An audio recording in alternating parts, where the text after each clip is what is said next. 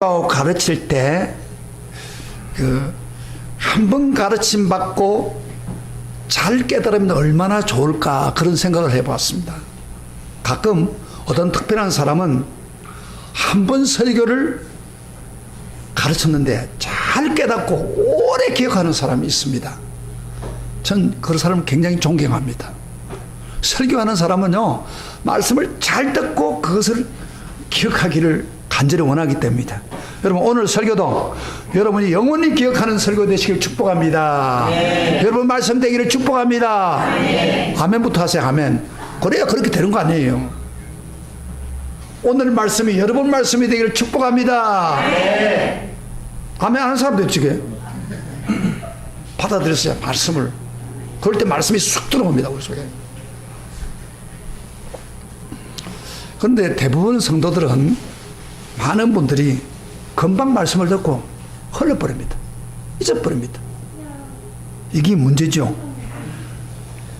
그래서 하나님은 이런 인간의 약점을 아시고 중요한 진리를 전할 때는 반복 학습의 방법으로 가르칩니다. 가르치고 또 반복해서 가르치고. 예를 든다면은 사복음을 여러분 보세요. 사복음은 예수님의 생애와 예수님 말씀을 기록한 건데, 마태, 마가, 누가, 요한 다 똑같은 예수님의 사건을 다루었습니다. 근데 반복하면서 가르칩니다. 너무 중요한 진리이기 때문에. 그리고 우리 로마서의 핵심 진리, 믿음으로 어렵다함을 받는 핵심 진리, 이 진리도요 너무 중요하기 때문에 반복해서 말씀하고 있습니다.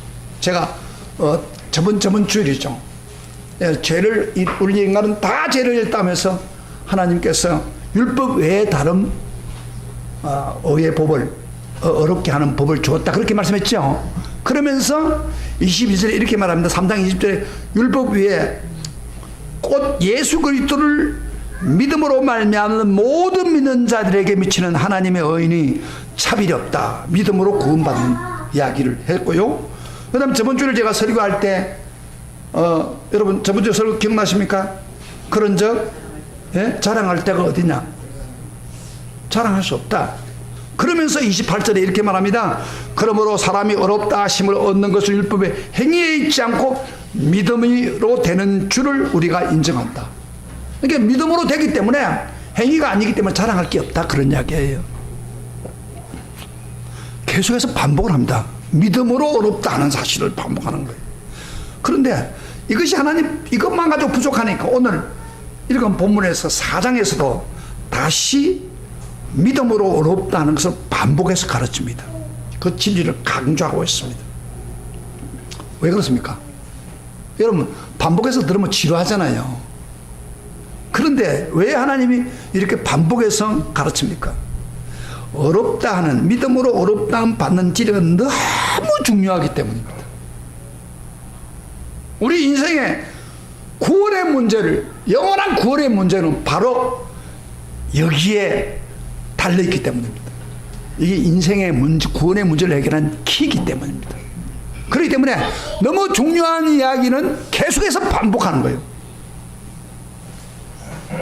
그 당시에 바울이 로마에게 편지를 쓴 거예요. 로마 교회 성도들인데 대부분이 로마 교인들은 유대인들입니다.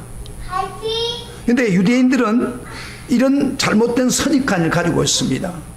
무슨 선입관이냐면, 구약의 선조들, 하나님을 잘 믿는 사람들은 율법을 지키면서 어렵다고 생각하는 잘못된 선입관을 가지고 있었습니다. 그래서 바울은 오직 믿음으로 어렵다함을 받았다고 강조하니까 그들이 이런 반응을 할 겁니다. 말도 안 되는 소리 마라. 우리 선조들은 그렇게 율법을 행하면서 구원받았는데 어떻게 믿음으로만 구원받아? 이런 경향이 있는 것을 바울은 알고 있는 겁니다. 오늘날 사람들도 그래요. 믿음으로 구원받으라고 하면은 이렇게 말해요. 어떻게 믿기만 하면 구원받아? 하고 이성적으로 판단하는 사람도 있습니다. 그러나 하나님은 이런 사람에게도 계속해서 바울을 통해서 반복 학습을 통해서 이 진리를 가르치고 설득하기를 원합니다. 왜냐하면 하나님 우리를 너무너무 사랑하기 때문에 모든 사람 한 사람도 멸망하지 않고 구원받기를 원하기 때문에 이 진리가 너무너무 중요하기 때문에 이것을 계속해서 강조하고 있는 겁니다. 여러분, 믿음으로 구원받는 진리는 여러분 한문으로 말하면 이신칭이라고 합니다. 이신칭의. 믿으면 어렵게 된다 그런 이야기예요. 그런데 이 교리들을 사람들이 잘 받아들이지 않는 그 경향이 있습니다. 제가 예를 하나 들어볼게요. 가령 어떤 사람이 생사의 길에 있습니다. 언제 죽을지 모르는 생사의 길에 있는 사람한테 그 사람 보고 너 당신 아무것도 하지 마시고 어서 그랬다고 합시다. 당신 아무것도 하지 말고 그저 살 것을 믿고 믿기만 하십시오. 그러면 환자가 어떤 반응을 일으킬까요? 아, 죽으라는 뜻이구나. 그런 생각하는 거예요. 무서운 병에 걸리니까 죽으라는 뜻이구나. 아무것도 하지 말고 믿기만 하면 당신 구원받습니다. 낫습니다. 이렇게 하면 아, 죽으라는 뜻이구나. 그런 생각하기 쉬워요. 그런데 이 사람한테 다른 방법으로 최근에 개발한 신약인데 이걸 열심히 먹어보세요. 그러면 반드시 살게 될 것입니다. 여러분 두 가지 중에서 어느 걸 택하겠습니까? 믿기만 하라는 사람보다도 그래도 뭐라도 먹으라고 할 때 그 말에 수긍이 가는 거예요. 그렇죠? 그렇죠? 이게 우리 인간의 행동의 습성입니다. 그래서 구원 문제도 다를 바가 없어요. 우리 구원을 위해서 무엇인가 열심히 하시오. 그러면은 이해가 돼요. 막 열심히 해서 구원을 받겠다는 마음이 있는데 우리 보고 하는 말이 당신 믿기만 하시오. 그러면 구원 받았습니다. 이렇게 하면요 납득이 잘 안 되는 거예요. 이게 이신칭이라는 교리가 그런 거예요. 믿기만 하면 구원 받는다. 그럼 뭐 그렇게 싱거워? 불신자들도 그렇게 이야기하면 뭘 하라고 하면은 그래 했기 때문에 받는 게 있는데 믿기만 하라 그런 게 어디 있어? 여러분 다른 종교는요 기독교를 제외한 다른 종교는 전부 무엇을 해야 된다고 강조를 하고 있잖아요. 기독교는 그러니까 믿기만 하면 구원받는다 그렇게만 한다 이 말이에요. 그런데 이게 잘 우리 이성이나 잘 안 받아들인다. 그렇지만은 하나님은 로마서 4장을 통해서 바울을 통해서 다시 반복하면서 이 믿기만 하는 어렵다는 이 진리를 믿으라고 설득하고 있습니다. 그러면서 조상들이 가지고 있는 잘못된 선입관, 그것이 잘못된 착각이라고 하는 것을 지적하고 있습니다. 여러분 유대인들이 잘못 알고 있는 착각이 뭐예요? 무엇이에요? 딱 한마디로 그들은요 자기 조상들이 율법을 행함으로 구원받았다고 하는 착각을 가지고 있었습니다. 그런데 바울은 그것이 잘못됐다 하는 것을 지적하고 오직 믿음으로 구원받았다는 것을 바울은 강조하고 있습니다. 그래서 이를 증명하기 위해서 이스라엘 사람들 그 대표적인 사람 그들의 조상 아브라함의 예를 들고 그리고 그들이 존경하는 성군 다윗의 왕을 예를 들고 있습니다. 오늘 사장에서요. 여러분 아브라함에 대해서 좀 우리가 잘 알고 있는 게 뭐예요? 아브라함은 율법을 행함으로 구원받은 거예요? 믿음으로 구원받은 거예요? 딱 한마디로 믿음으로 구원받은 거예요. 그래서 오늘 본문을 통해서 우선 아브라함이 너무 중요하기 때문에 유대인들에게는 아브라함은 막 굉장히 중요한 분이에요. 그래서 아브라함이 왜 행위로 받지 않고 율법으로 받지 않고 믿음으로 구원받은가를 세 가지 근거를 통해서 우리에게 말씀하고 있습니다. 그래서 오늘 이 사장이 좀 복잡한 거예요. 그럼 제가 이걸 풀어드리겠습니다. 아브라함이 행위로 또는 율법으로 구원받지 못했다는 것을 제가 하나하나 증명해 드리겠습니다. 성경 말씀이 그렇게 바울이 지금 하고 있는 그 논리를 제가 여러분에게 이야기하는 거예요. 첫째로 아브라함은 행위로 구원받지 않고 믿음으로 얻어받았다고 분명히 말합니다. 여러분 1절부터 3절까지 한번 같이 읽으면서 한번 한번 확인해 봅시다. 다 같이 시작. 그런 육신으로 우리 조상인 아브라함이 무엇을 얻었다 하리요? 만일 아브라함의 행위로서 어렵다 하심을 받았으면 자랑할 것이 있으려니와 하나님 앞에서 없느니라. 성경이 무엇을 말하느냐? 아브라함이 하나님을 믿음에 그것이 그에게 의로 여겨진 바 되었느니라. 그러니까 아브라함이 행위로 어렵다 함을 받았다면 자랑할 것이 있는데 하나님 앞에서 없다는 말이 무슨 말이에요? 행위로 구원받을 자랑할 게 없다 그런 이야기예요. 오직 믿음으로 어렵다 함을 받았다 그 말이에요. 창세기 15장을 읽어보면요, 의미심장한 장면이 나오는데, 아브라함이 하나님 부르심을 받고 가나안 땅에 들어온 지가 15년의 세월이 흘렀습니다. 그런데 아직 그에게 자식이 없습니다. 근데 그가 나이가 지금 80이 다 된 나이인데 자식이 생길 기미가 보이지 않습니다. 너무 암담하지 않겠습니까? 그런데 어느 날 밤에 하나님이 천사를 통해서 아브라함을 불렀습니다. 밤에 불러가지고 아브라함 밖에 나가니까 하늘에 별들이 총총 있고 너무 황홀하게 반짝이고 있습니다. 이때 하나님이 아브라함에게 뭐라고 한 줄 알아요? 하늘을 우러러 무별을 셀 수 있나 하면 세워봐라 그랬어요. 그래서 아브라함이 별을 하나하나 세고 있는데 하나님이 이렇게 말합니다. 보라! 내 자손이 이와 같으리라. 이렇게 별처럼 많으리라 그랬어요. 여러분, 나이가 80이 돼가지고 자식이 지금 하나도 없습니다. 아기도 낳을 수도 없는 상태인데 너희 자신이 하늘의 별처럼 후손이 많으리라 이렇게 했으니까 도대체 믿을 수 있는 이야기입니까? 에? 지금 우리 권사님 80이 조금 넘었는데 권사님 보고 아기가 하나도 없는데 너 자신이 하늘의 별처럼 이렇게 많이 되리라. 하나님 어떻게 그럴 수가 있어요? 하는 말과 똑같은 이야기예요 지금. 그런데 이 황당한 이야기를 성경은 아브라함은 의심하지 않고 그 말씀을 전적으로 믿었다 그랬습니다. 믿었다 분명히. 이건 기적이에요 기적. 여러분 성경을 한번 확인해 봅시다. 여러분 창세기 15장 5절부터 6절 제가 읽어드릴게요. 시간이 없으니까 여러분들 한번 찾아보세요. 15장 5절 6절에 그를 이끌고 밖으로 나가 이르시되 하늘을 우러러 무별을 셀 수 있나 보라. 또 그에게 이르시되 내 자손이 이와 같이리라. 아브라함이 여호와를 믿으니 여호와께서 이를 그의 의로 여기시고 그랬어요. 아브라함이 그걸 믿은 거예요.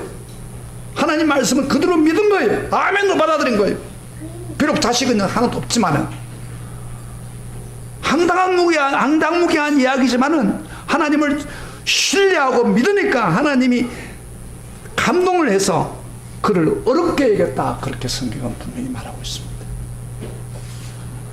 여러분요, 아브라함이 믿음으로 어렵다 하는 발은 이때는 예수님이 태어나기 전 얼마 전이었어요?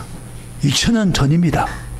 예수님이 이 세상에 태어나기 전 2000년 전. 그러니까 우리 아브라함이 태어날 때는 한 지금부터 한 4000년 전이라고 할 수 없습니다. 그러니까 2000년 전에 그 이야기를 한 거예요. 아브라함이 하나님이 장차 예수가 구원자로 오실 것을 알고 있었을까요? 몰랐죠. 창세기 예수라는 이름 한 군데 나오지 않습니다. 그런데 아브라함은 모호하게 알았습니다. 사실은 정확하게 알지 못했습니다. 그런데 아직도 나지 않은 예수를, 수천 후에 오신 그 예수를 내다보면서 믿었다는 것입니다. 믿었다는 거예요. 그 메시아가 와서 그 다음에 어떻게 한다고요? 그가 와서 구원자가 되면서 그를 믿는 사람들이 하늘의 별처럼 많이 일어날 것을 지금 보고 있다는 거예요. 물론 이것은 육신의 아브라함 후손들이 많이 일어날 것을 말하기도 하지요. 그러나 지금 하나님이 아브라함 보고 어려 여겼다고 했을 때는 육신의 자녀가 유대인들이 많이 나타난 것을 이야기하는 것보다도 뭐요? 메시아가 앞으로 태어나서 그 메시아가 2000년 태어나서 그 메시아를 통해서 예수 믿는 사람들이 많아질 것을 지금 이야기하고 있는 거예요. 수많은 배처럼 된다 그 이야기예요. 그걸 믿은 거예요, 아브라함이. 여러분요, 놀라운 사실은 성경에 2000년 후에 오실 예수님이 직접 아브라함이 그렇게 믿고 즐거워했다고 성경에 분명히 이야기합니다. 한번 찾아볼까요? 성경 놀라운 사실입니다. 요한복음 8장 56절 한번 찾아봐요. 로마서 놓고 조금 앞으로 보면 로마서 8장 56절에 예수님이 와가지고 자기 조상들에 대한 이야기를 하다가 이런 이야기를 했습니다. 56절 다 같이 시작. 너희 조상 아브라함은 나의 때 볼 것을 즐거워하다가 기뻐하였느니라. 그 아브라함이요. 예수님이 2000년 후에 오신 예수님이 너희 조상 아브라함은 나의 때를 보고 기뻐했다 그랬어요. 자, 들어봐요. 놀라지도 않아요, 이 사람들은. 설교를 지금 안 듣고 있기 때문에 놀라지도 않아요. 이런 구절이 어디 있어요, 여러분? 설교 지금 안 듣고 있는 거 지금. 이 설교 듣어서 와, 2000년 후에 오실 예수님이 아브라함이 나를 보고 내가 올 것을 믿고 기뻐하고 있다. 이거 놀라운 이야기 아닙니까? 아, 그런 거 아니에요. 김모분 좀 놀란 거 아니에요? 예수님이 지금 그런 이야기를 하고 있어요.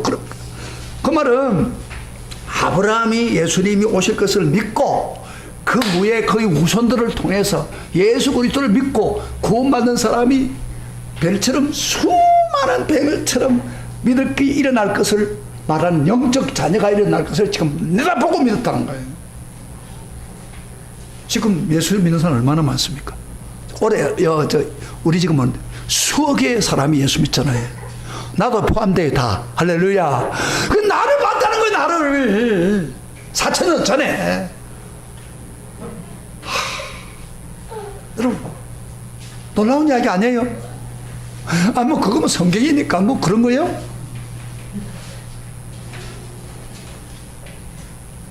우리 교인들이 잘못하면 생각하면 이렇게 생각해요. 성경이니까 뭐 당연한 거지.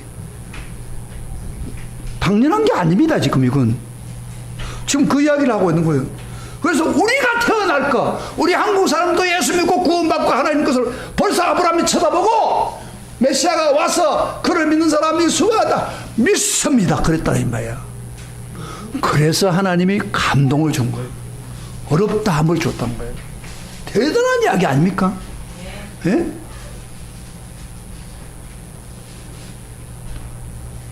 이 시점에 우리 다시 한번 상상해 봅시다.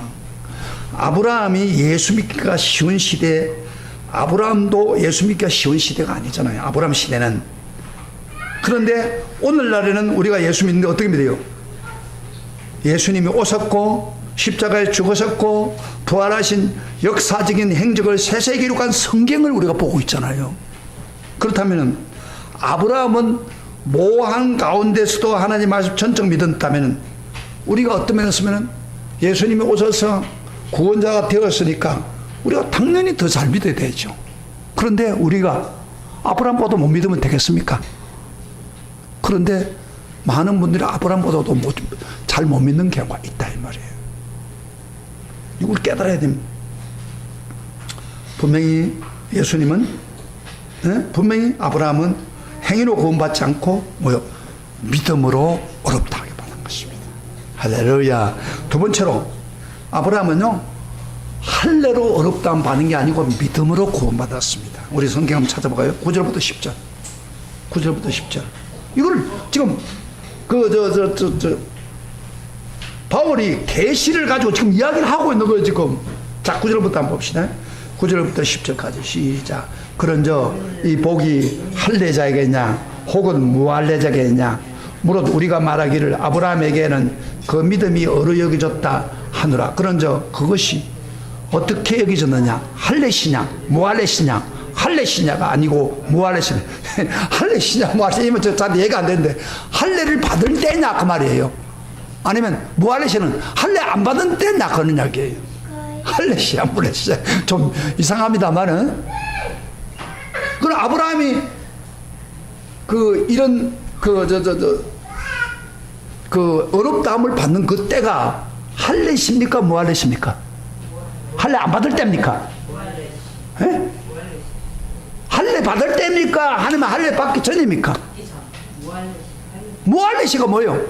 할례 받기 전이라 이 말이에요. 무할례시, 할례시 구별을 못해요. 자, 요즘 말이 어려우니까 이러면 잘 안 되죠. 아브라함이 벌써 그 어렵다함을 받는 그 순간은요, 17장 후에 17장 15년이라는 세월, 14년이라는 세월이 지나고 난 후에 할례의 법칙을 세웠습니다. 그럼 할례는 뭐예요? 할례는 왜 줍니까? 어렵다 하는 증거로 표시로 주는 거예요. 그래서 성경보다 11절에 보면 이런 말씀이 있지 않아요? 그가 할례의 표를 받은 것은 무할례 시의 믿음으로 된 의를 인친 것이니 이는 무할례자로서 믿는 모든 자의 조상이 되어 그들도 의로 여기심을 얻게 하랍니다. 이 말은 할례의 표를 받았던 것은 무할례 시의 믿음으로 된 의를 이렇게 확인하는데 지나지 않다면. 그런데 지금 유대인들은 어떤 착각을 하고 있어요? 이런 생각을 해서 아브라함이 구원받아서 할례를 받아서 구원받았다. 그러지만 우리도 할례 받으면 자동적으로 구원받는다 이런 생각을 하잖아요. 그게 잘못됐다 그냥. 마치 할례는 그 뭐가 아니면 세례와 같다. 세례. 여러분 세례 받을 때 우리가 세례 받을 때 어디를 받아요? 예수님을 구세주 주님으로 믿고 그것을 다른 사람들에게 상징적으로 세례를 받으면서 난 구원받았다 그렇게 하는 거죠. 세례 받았다고 해서 구원받는 건 아니에요. 잘 드세요. 그렇죠? 세례 받았는데 구원 안 받는데 세례 받는데 구원받아. 그런 착각을 하고 있는 교인이 있어요. 나 세례 받았으니 구원받았다. 틀려서요. 이거는 아니에요. 세례는 구원받은 사람이 받았다는 상징으로 받는 거예요. 그 지금 가톨릭도 뭐예요? 영세 받으면 구원받다 그러잖아요. 잘못된 거예요. 그러니까 할례가 아브라함은 할례를 받기 전에 어렵다 안 받았다 이 말이에요. 그러니까 어렵다 하는 것은 할례와 상관이 없는 거예요. 아멘. 여기서 그다음에 세 번째 한 가지 더 봅시다. 한 가지 더 봐요. 오늘 말씀 잘 들어요. 아브라함은 율법으로 어렵다는 받지 않고 믿음으로 어렵다는 받았습니다. 13절 한번 잠깐 봐요. 시작. 아브라함이나 그 후손에게 세상의 상속자가 되리라고 하신 언약은 율법으로 말미암은 것이 아니고 오직 믿음의 의로 말미암은 거예요. 여러분 보세요. 아브라함이 율법의 조항을 잘 지켜가지고 인정을 받아서 살았다 구원받았다면 이건 있을 수 없는 겁니다. 왜 그러냐면은 그가 율법 시대에 살아야 그 말이 되는 거예요. 해당하는 거예요. 율법 시대. 그런데 율법은 언제 생겼어요? 아브라함이 하나님께 어렵다 받는 430년 후에 모세를 통해 율법을 준 거예요. 아브라함은 율법이 있는 것도 몰라요. 모르는 사람이 무슨 율법으로 구원받을 수 있어요? 이게 엉터리죠. 그러니까 얼마나 유대인들이 착각하고 있는 거예요 지금.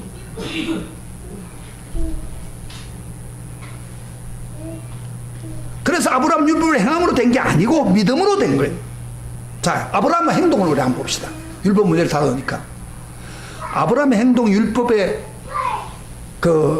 맞아요? 율법대로 산 행동이에요? 여러분, 아브라함이 흉년이 들어서 애굽으로 내려갔습니다. 아브라함이 자기 아내보고 하는 말이 아마 지금 시대가 무법 시대니까 힘 있는 사람이 남의 아내를 빼앗는 시대예요. 그러니까 당신이 내 아내라고 하면은 그 아마 사라가 좀 이쁘는가 봐요. 미인인가 봐요. 그 빼앗아 가지고 자기 아내로 삼을 거다. 그러니까 동생이라고 그래라. 아브라함은 이제 자기 살 걸 생각하고 살 급하니까. 그런데 이제 갔더니 애굽왕이 보니까 이쁜 여자 하나가 온단 말이에요. 그래서 누구냐 그랬더니 내 여동생이로. 그래가지고 애굽왕이 그래요. 이래서 내한테 주세요 하면서 목축도 주고 막 돈도 주고 막 해가지고 아브라함 줬어요. 그런데 그날 밤에 잠을 잘 자고 있는데 하나님 꿈속에 나타났어요. 막 애굽왕이 막 고함을 지르면서 너 그저 남의 아내를 손대려면 죽어! 막 그렇게 한 거예요. 그래가지고 막 애굽왕이 발발 떨고 할 수 없이 이제 불러가지고 물어보니까 아브라함이 아내래. 근데 너 왜 아내들하고 하지 않고 돈개인하고 했느냐고. 막 불신자에게 조롱까지 받았습니다. 여러분, 아브라함의 행동이 거짓말을 하는, 이걸 한 번도 아니고 두 번이에요. 아브라함의 행동, 거짓말하는 행동이 율법에 맞아요? 예? 그 다음 아브라함이 남자로서 아무리 죽을 일이 있어도, 예? 위험하다 하더라도 당신 내 아내 아니야. 이 비겁한 놈. 여기 뭐 어떻게 이런 행동을 가지고 어떻게 해요? 여러분, 여기 여자분들 계시면 자기 남편이 그러면 어떻게 하겠어요? 당장히 요원해버리지. 안 그래요? 아, 이걸 안 그래, 그래서? 아, 내가 죽을지라도 내 아내라고 지켜야지. 이 아브라함의 행동을 봐도 율법에 안 맞아요. 이걸 행하는 게 아니에요. 그런데 이 사람은 무슨 율법으로 해결됐다고 그래요. 오직 아브라함은 믿음으로 구원받은 거예요. 그래서 아브라함 정리합시다. 아브라함은 뭐요? 행위로 구원받은 것도 아니고, 또 뭐요? 할례를 통해서 구원받는 것도 아니고, 그 다음 뭐요? 율법을 통해서 구원받은 것도 아니고, 오직 하나님이 약속한 것을 믿음으로 어렵다함을 받은 거예요. 이걸 누구한테 이야기하는 거예요? 지금 아브라함을 존경하고 있는 그 사람들에게 지금 이야기를 하는 거예요. 자, 그래서 지금 믿음으로 구원받는 이야기를 지금 아브라함을 통해서 이야기를 하고 있는 거예요. 그 다음에 또 다윗의 예를 한번 들어봅시다. 다윗은 또 유대인들에게는 굉장히 성군으로서 아주 존경받는 사람들입니다. 다윗은 참 훌륭한 왕이지만 동시에 그가 결정적인 죄를 지었죠. 바세바와 간음하고, 그 다음에 그걸 숨기려고 남편 우리아를 죽음에 몰아야 한 사람입니다. 그렇죠. 그런데 아브라함이 죄를 짓고 난 후에 참 엄청 고통스러웠습니다. 너무 괴로웠습니다. 그런데 오늘 본문에 보면 아브라함이 행복하다고 그랬어요. 6절부터 8절 한번 읽어봅시다. 다윗이 4절 6절부터 그 7절까지 보면서 당연히 복을 받았다, 행복하다 그렇게 말합니다. 다 같이 시작. 일한 것이 없이 하나님께 의로 여김을 받는 사람의 복에 대해서 다윗이 말한 바, 불법이 사함을 받고 죄가 가려움을 받는 자는 복이 있고 주께서 그 죄를 인정하지 아니하실 사람은 복이다. 여기 복이라는 것은 사실요, 그저 우리가 세상적인 복보다 행복하다 그런 이야기입니다. 이건 시편 32편의 말씀을 인용한 거예요. 다윗의 신앙 고백인데, 자기가 불법에 사함 받고 자기 죄가 가려움을 받음으로 용서받은 것이 너무 행복하다고 표현하고 있는 겁니다. 여러분, 이 말씀의 핵심이 뭡니까? 하나님 편에서 무조건 다윗을 용서해 준 겁니다. 다윗이 죄를 짓고 난 후에 너무 고통스러워서 30편에 보면, 10편 30편에 보면 죄 때문에 뼈가 쑤시고 살갗이 타들어가는 고뇌를 안고 밤에 잠을 자지 못하고 괴로워했습니다. 그때 나단 선자가 와가지고 다윗이 죄를 지적해줘가지고 그걸 회개하고 용서받은 것입니다. 다윗이 깨달은 게 하는 건 뭐냐면은, 제가 너무 괴로웠는데 하나님이 용서해 주니까 그렇게 편안할 수가 없다는 거예요. 제가 용서받고 나니까 너무 행복한 것을 지금 다윗이 이야기하고 있는 것입니다. 그러니까 그는 하나님 무조건 불쌍히 보시고 허물을 덮어주셨기 때문에 의인이 되었다, 그런 이야기예요. 그래서 다윗도 아브라함처럼 믿음으로 어렵다함을 받는 사람이 된 거예요. 그래서 신구약 성경은 전체적으로 구원의 방법은 하나뿐입니다. 오직 의인은 믿음으로 말미암아 살리라. 그래서 이 말씀을 잘 설명해 놓은 성경이 있다면 히브리서 11장의 이야기죠. 히브리 11장은 믿음의 장이죠. 거기에 믿음의 성도들에 대해서 쭉 설명하고 있어요. 근데 그 열거되는 가운데 그 중에 그 에녹과 아벨에 대한 그 에녹 노아에 대한 이야기는 할례 받지 않은 사람을 예를 들고, 그 다음에 나오는 사람들은 율법을 모르던 시대에 사는 성도들 7명을 이야기하고, 그 다음에 8명 나오는데 율법을 받은 후에 살아난 성도가 8명이 나옵니다. 그래서 이 모든 사람이 통칭해서 다 믿음을 따라 죽었고 약속을 받지 못했지만 그는 멀리서 바라보고 하늘나라를 바라보고 살았다. 약속이 이루어지지 않았지만 약속이 이루어질 것을 바라보고 살았다. 그럼 그들이 어디를 갔겠어요? 구약의 성도들 바로 다 천국으로 간 거예요. 그래서 구약 시대의 성도들이 다 이와 같이 믿음으로 구원받았다는 거예요. 그래서 우리 주변에 천국에 가면 우리 주변에 구름같이 흩둘려선 허다한 정인이 있다. 믿음으로 산 정인이 있다. 그들이 용서받고 죄 용서받고 구원받았던 그 영들의 이야기가 적혀 있습니다. 그래서 히브리서 12장 1절 2절에 보면은 이런 말씀이 있습니다. 우리 한번 볼까요? 이러므로 우리에게 구름같이 둘러싼 허다한 정인들이 있으니 우리는 무거움과 얽매기 쉬운 죄를 벗어버리고 인내로서 우리 앞에 당한 갱중하며 믿음의 주요 또 온전하게 하시는 이 예수를 바라보자. 그렇게 나와요. 자, 오늘 따라합시다. 이 믿는 사람은 뭘 해야 돼? 해야 되는 건 단단해요. 바로 믿음의 주님을 바라보는 거고, 그 다음에 온전케 하신 예수를 바라보는 게 믿음이에요. 자, 우리 합니다. 믿음의 주요. 따라합시다. 믿음의 주요. 온전케 하시는 예수를 바라보자. 여기 믿음이에요. 바라보는 삶. 그래서 히브리서 11장은 믿음으로 살아간 사람을 이야기해요. 여러분, 바울은 이 구약의 성도의 믿음을 서는 과정에서 노동 법칙의 원리를 잠깐 사용합니다. 우리 한번 4절부터 5절 한번 읽어봅시다. 4절부터 5절. 다 같이 시작. 일하는 자에게는 그 삭시 은혜로 여기지 아니하고 보수 여기거니와 일을 아니할지라도 경건치 아니한 자를 어렵다 하시는 이를 믿는 자에게는 그의 믿음을 어려 여긴다 그랬죠. 여기 보수가 나와요. 여러분, 일을 하면은 일의 대가를 받지 않습니까? 일당. 그거는 은혜가 아닙니다. 내가 일을 했으니까. 그러나 일을 안 했는데 불구하고 줬다. 그건 선물이에요. 은혜죠. 그걸 지금 그 이야기를 하고 있는 거예요. 그러면서 그 15절에 이런 말을 합니다. 일을 아니할지라도 경건하지 아니한 자를 어렵다 하신 이를 믿는 자에게는 그의 믿음을 어려야겠다. 일을 아니한다는 것은 무슨 말이에요? 다른 말로 말하면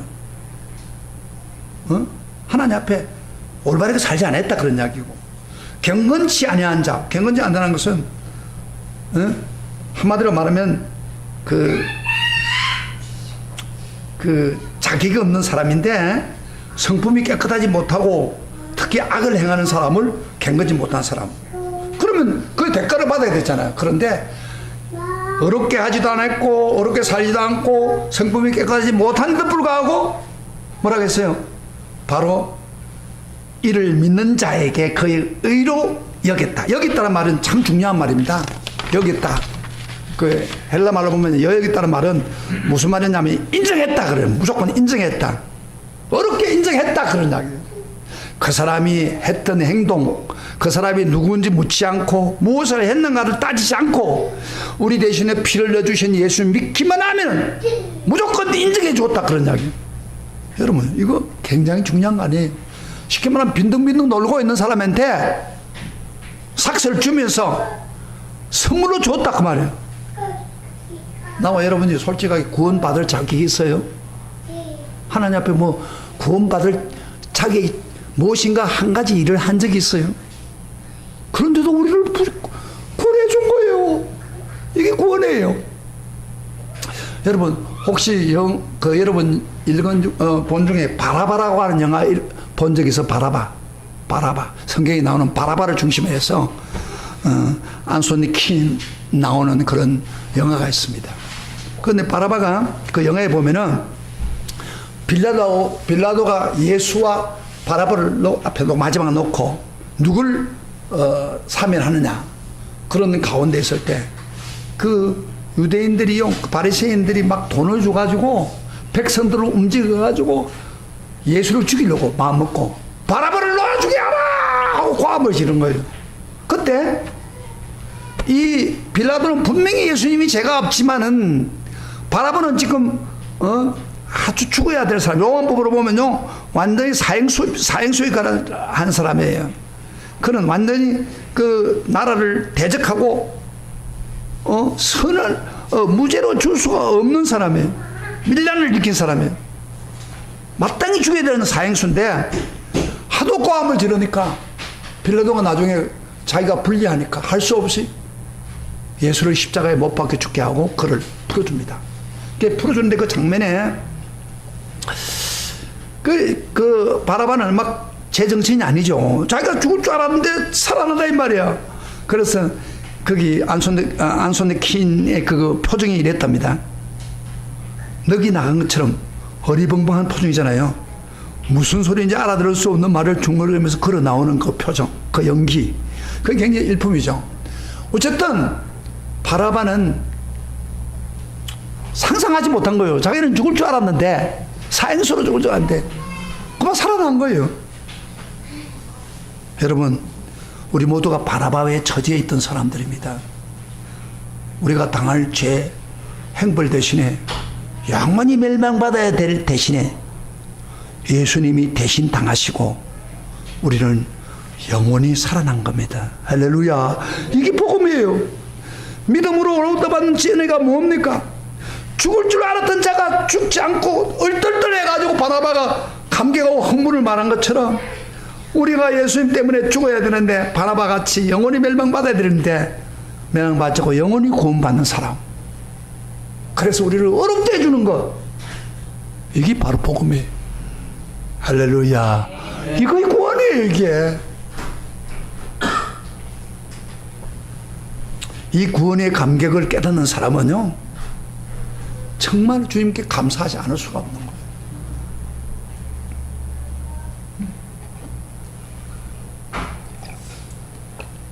정말 전혀 하나님 앞에 내놓을 것 없는데도 불구하고 우리를 구원을 받을 때 그 감격을 어떤 성도는 이렇게 표현했습니다. 나 같은 죄인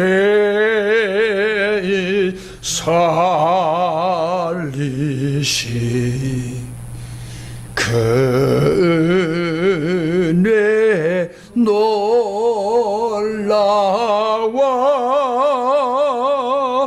잃었던 생명 찾았고 광명을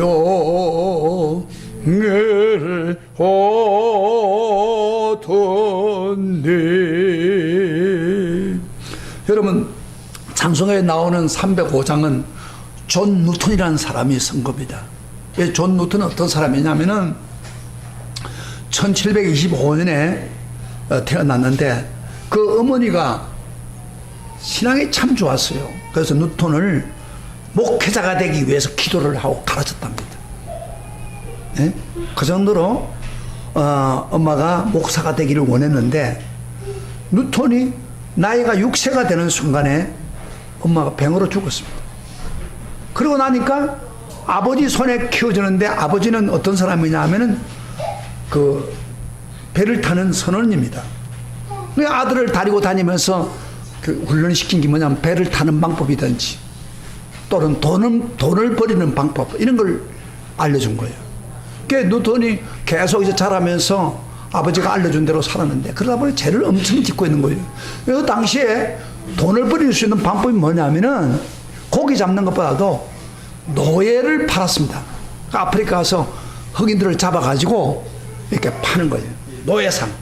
그래서 그도 노예 선원으로 있다가 나중에 노예 선장까지 되었어. 그러니까 얼마나 많은 나쁜 짓을 하겠어요. 말 안 들으면 죽여버린 거예요. 총을 가서 쏴서 죽여버리고, 선장이니까. 이렇게 해서 죄를 엄청 지었던 사람입니다. 누턴이라는 사람이. 그런데 이분이 선장이 되어가지고 이제 노예를 많이 잡아가지고 지금 들어왔는데 스코틀랜드의 연안에 이르는데 큰 풍랑이 일어났습니다. 배가 뒤집어지는 거예요. 배가 풍랑이 들어오니까, 배가 풍랑이 되니까 물이 배 속으로 들어오잖아요. 그러니까 물이 잠기게 됐어. 다 죽게 됐어. 아무리 물을 퍼내도 안 되는 거예요, 이제. 망망한 대에. 그래서 누턴이 이제는 다 죽었다고 생각하니까 막 할 말이 없는 거예요. 그때 옛날 엄마가 자기에게 가르쳐 6살 때까지 가르쳤던 그 엄마의 생각이 난 거예요. 자기가 엄마한테 들은 것 중에 하나가 아무리 어려운 일이 있어도 하나님께 구하면 하나님이 들어준다.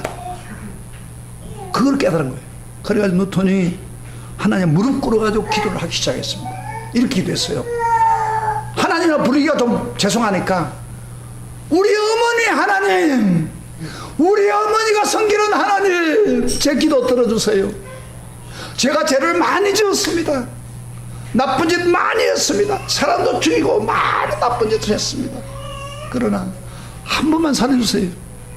이제 어떻게 할 길이 없습니다 하면서 회개하면서 하나님께 울부짖고 기도를 하고 있었습니다. 그러다니까요, 회개하다 보면 마음이 편안해지잖아요. 회개하고 있는데 그렇게 심하게 풍랑이 치던 풍랑이 하루아침에 끝났어요. 그래서 겨우 배를 추스려 가지고 들어왔어요. 기적이 있는 거예요. 그때 뉴턴이 그 다음에 얼마 지나고 나중에 목사가 되고, 옛날에는 노예상으로 노예를 팔던 사람이 노예 해방에 앞장서고, 그래서 옛날에 자기가 은혜 받은 게 너무너무 감격해서 지금 그 우리가 찬송 305장 찬송, 나 같은 죄인 살리신 그 은혜 고마워, 이 찬송을 작사한 거예요.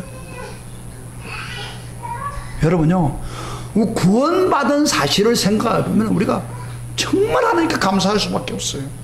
저도 저 자신을 오늘 설교를 준비하면서 제가 옥상에서 기도하는데 하나님이 나 자신을 구원해 주신 걸 생각해 보니까 참 기가 막히는 거예요. 제가 만약에 가끔 우리 시골에 가는데, 고향에 거제도에 가보면은, 거제도 오수라는 데 가보면은 내 친구들이 있습니다. 아직도 살아있는 친구들. 근데 그들이요, 농사꾼이고 주로 하는 일이 그 대우조선에 가서 막 일하고 하는데, 손이 막 장갑 같아, 장갑. 여러분, 손이 장갑 갖다 놓으면 무슨 말인지 알아요? 일을 해가지고 거칠어서. 그러면서 얼굴이 시커먼 친구들이에요. 내가 그 할 때마다, 주님, 나 같은 사람 뭔데? 나도 구원 못 받았으면, 나도 그때 은혜 안 받았으면 이들과 다를 바가 없는데, 하나님 나를 공부시켜서 목사 되게 해가지고 영혼 구원하게 하고, 참 기가 막히는 거예요.